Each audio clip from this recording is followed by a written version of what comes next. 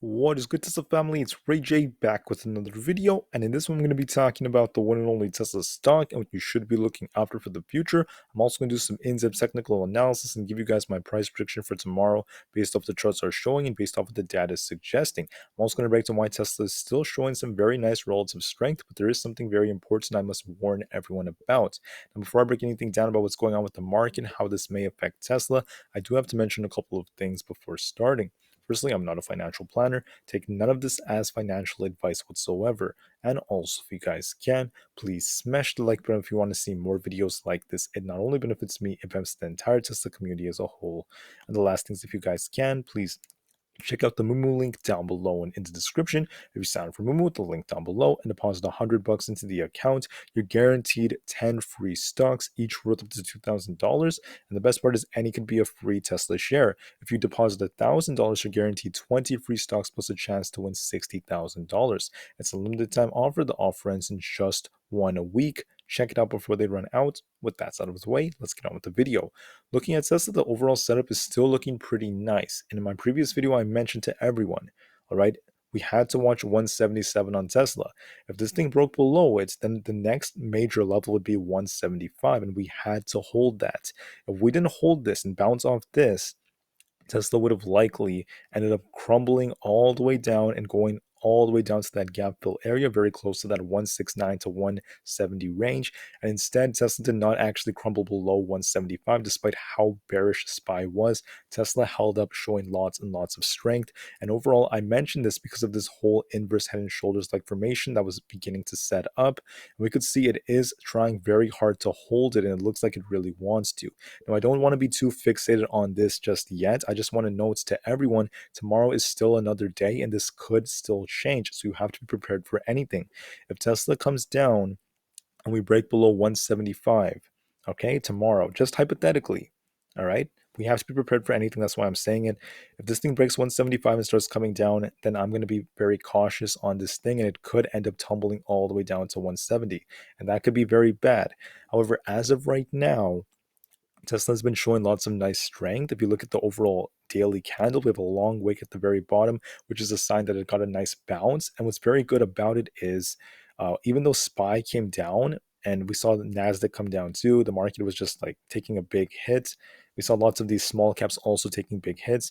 Tesla held up very, very well, in my opinion. We actually saw a nice push during the last couple of hours, and Tesla ended up pushing and almost hitting 180 a share, which is very impressive considering how this thing has been moving.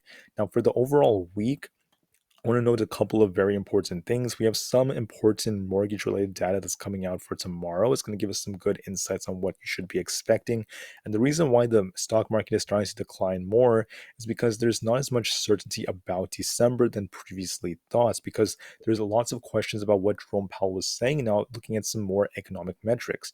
But anyways, I want to talk about the biggest thing, and that's going to be PPI coming out for Friday. Once again, this is the producer price index. It's inflation from the producer end. It's going to be very important, and it will dictate or play a big role in what the Fed ends up doing on the 14th of December. So please be prepared for that. We also have CPI coming out on December 13th. Once again, very, very important date.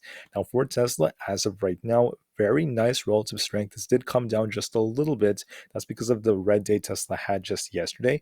However, it's not the end of the world, because Tesla should show signs of a nice increase in this, and we should see Tesla continuing to outperform. Going back to the overall volume, we did see maybe not like a whole ton of volume in these specific levels, but we did see some selling pressure up there as well. I do believe, however, looking at the way Tesla is set, it has potential to go for that 183 level relatively soon if it continues to push and break past 180 a share. On top of that, many big banks out there are still pretty neutral and bullish on Tesla. That's a pretty decent sign. I'm also seeing that Tesla's green about 48% of the time on Wednesdays, so they tend to not be the best of days all the time. I'm not saying it has to be green, but I do believe that as long as Tesla holds these levels, it's going to be in a pretty decent state. Now, finally, I wanted to note the fact that the overall short interest has still been on this downtrend. I don't believe this is updated for yesterday, so this should actually show a spike for yesterday's data. Then after that, it should show it actually starting to cool off a bit because we did see some shorts covering as of recent. Now, did new short positions come out today? And as of recent, sure. But overall, guys, it's not necessarily causing Tesla to crash just yet. Tesla's holding up pretty well. The volume overall was 92 million. I just rounded that up, almost 92 million. The average volume is like 92.5 million. So Tesla's still getting very nice volume. And if more buyers come in, it has potential to continue to push. What else is good about it is the short volume percentage came up like I anticipated, and this actually, in my opinion, is going to start to flatten.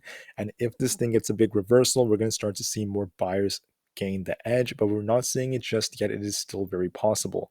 Finally, if you look at Tesla's overall options chain, we're seeing max pin at 187.5. Once again, it does not mean Tesla has to close there for this week, but it is an indication that Tesla should not crash as hard because we are seeing a lot of institutions and a lot of people making a lot of money on the put side. We have about almost 78,000 puts in the money. And once they start closing these puts, if they do end up doing that, if this thing does end up pushing just a little bit more, it could lead to some buying pressure coming into the stock, which would be pretty decent. We just have to wait and see, though. And I think one of the biggest market moving events is going to be PPI. So on Friday, I do expect a big move from the markets. I'm not saying it's going to be like the biggest move ever, but I do expect it to be a lot bigger than what we're seeing as of right now. Now, finally, I have a big update from Elon Musk. Basically, this person from whole Mars catalog, they actually tweeted the fact that there have been people in the past, such as Bill Gates, that mentioned the fact that electricity works when you need to cover short distances, but when we need different solutions, he says we need, different solutions for long haul vehicles. He basically mentioned the fact that it's very unlikely that's going to work out as well for the EV sector. And he actually said this back in 2020. And Elon Musk actually mentioned that in response to this, that electric cargo ships are straightforward as a short to medium range electric aircraft. Long range aircraft beyond 1,500 miles will take a few more years, but Musk is making it very clear and Tesla is looking into cargo ships and other big vehicles out there, other big aircrafts out there. I consider that a very, very amazing thing that Elon Musk is kind of hinting right here because it shows how open Tesla is to new projects, new products, and it's going to be absolutely incredible for their vision and their profitability and other big factors out there. Because at the end of the day, as the company grows and builds more and more revenue, it actually builds a bigger base for them as years go on. Will they be profitable immediately on every single one of these new projects? The answer is no. I can't guarantee that. But as time goes on, I believe their margins are still going to improve, and I still am very bullish for the long-term future. Now, going back to the charts, guys, we are seeing something a little bit concerning for the overall market, but Tesla, like I said, is outperforming the market. But I want to just talk about this real quick. On SPY, it didn't actually hold 395. I mentioned that yesterday. If this thing broke 395, broke below it, it's not going to be a good sign. This thing came tumbling down to about this 391 level. So if it is still going to be respecting this major downtrend, I wouldn't be surprised if we see this thing hit 390 very soon, but I don't expect it to break below that very hard because we have a very big demand zone around here, at least historically. So we should see more buyers come in here, try to fight for this range down here. But at the end of the day, it looks to me like SPY is going to end up retesting this very, very soon. So be very cautious. As for NEO, this thing was actually making a nice move, but I mentioned previously that if you look at the daily, this thing was pushing up. We actually have a big rejection off 14, and on a smaller time frame, I am seeing a potential head and shoulders if this thing does not hold that 13.3 level. Like right here, this looks like a head and shoulders. We have the left shoulder, the head, and the right shoulder. Looking at some of the quote unquote meme stocks, if you want to call them that or not, they're not looking too good. AMC is down like almost 10% for the day, taking a big hit. This thing could easily hit 6.5, but once SPY bases, if it does base around like that 390 level, this could actually help a lot of these memes actually hold their levels and hopefully see a small bounce. But I don't expect it to be that huge until we get PPI coming out. GME is down about 8.5%, almost the same as that of AMC, and Bed Bath & Beyond is down about 7.5%. Once again, very similar setup, still looking not the best, but I'm still not necessarily too convinced that these things are going to just like crash for the next couple of weeks. We still have to wait for the economic data and things like that.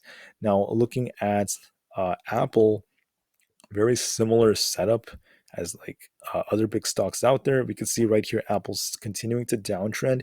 If this thing takes another big hit and does not hold this like 142 level, this thing will quite clearly hit this support level, which tends to be a demand zone around this 140 range. And this is where SPY can actually bounce. So I do believe if Apple continues to downtrend, which is very possible, it's going to come all the way down and it's going to be correlated with SPY hitting 390. So watch that very carefully.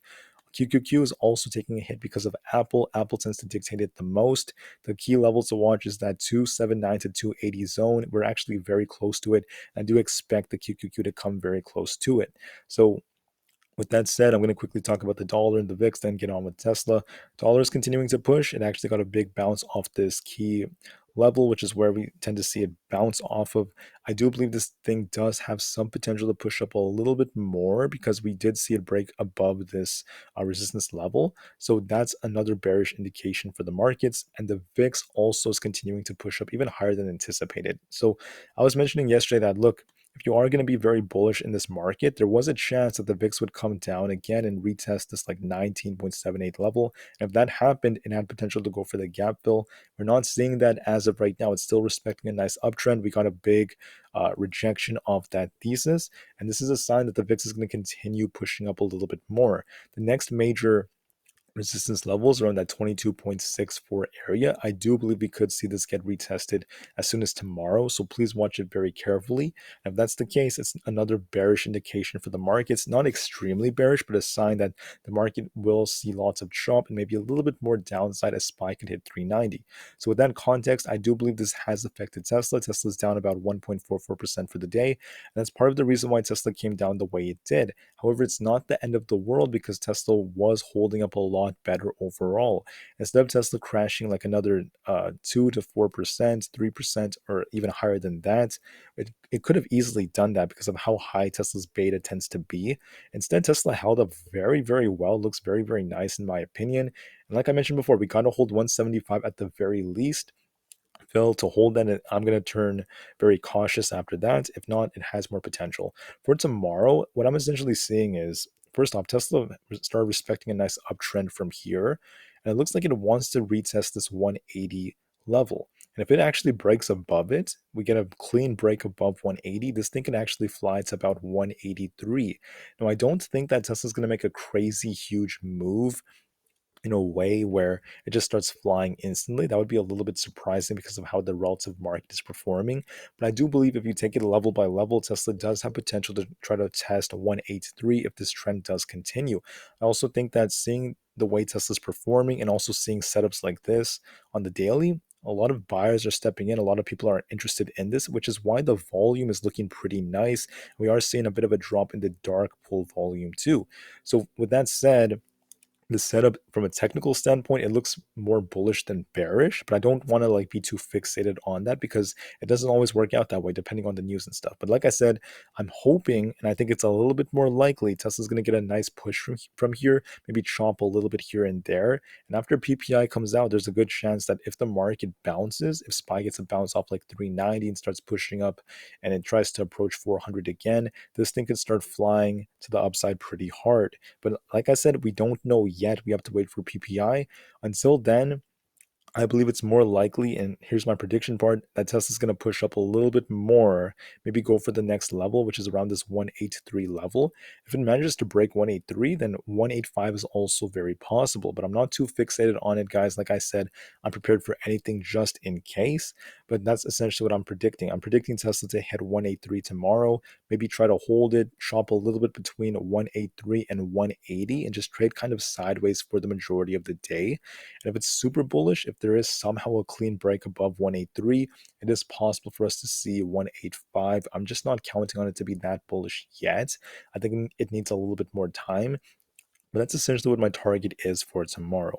Anyways, guys, that's essentially what I have for this video. We have bigger dates coming out for Friday, so please be ready.